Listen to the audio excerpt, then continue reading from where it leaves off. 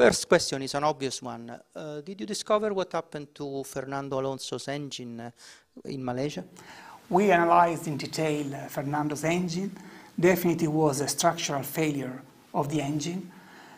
We are now trying to understand the reason of this failure that we did not experience during winter session, and most likely is linked to the at least anomalous way of using the engine that Fernando had to do during the race. But this is something we are trying to work and improve, because we don't want to have any kind of failure like this one in the future if Fernando, for some reason, has to use the engine the same way again. Is there any connection to what happened to Sauber engines? No, absolutely. There is no connection between Ferrari's failure and Sauber failure.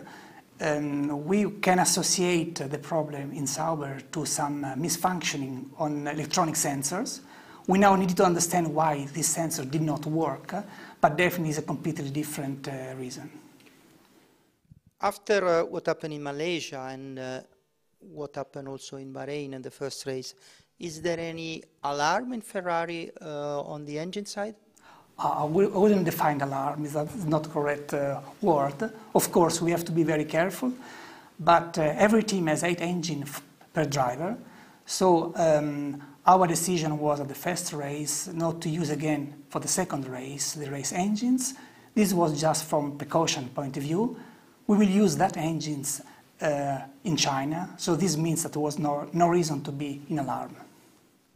After 3 races, what is your evaluation as head of the engine department of Ferrari?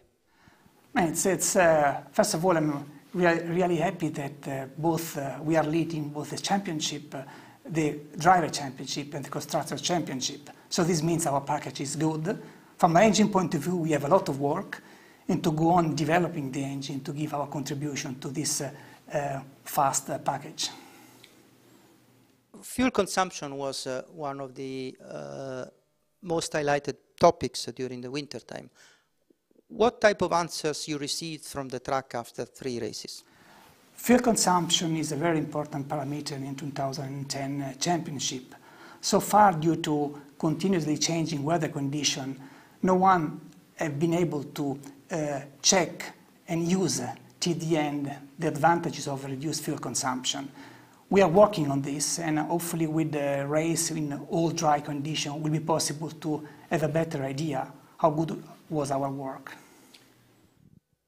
We know that the engine is frozen because of the regulation, but what is your department working on for the short and medium term phase? The amount of work we can do with the engine is limited. Of course, we are working to improve our reliability, but also we are focusing and working a lot to reduce fuel consumption. Then we are involved with the chassis department to develop different installation of the engine to allow for aerodynamic evolution during the season. We are going to race in China, in the Shanghai International Circuit. How is the engine used in this track? Normally, China is not a tough track for the engine.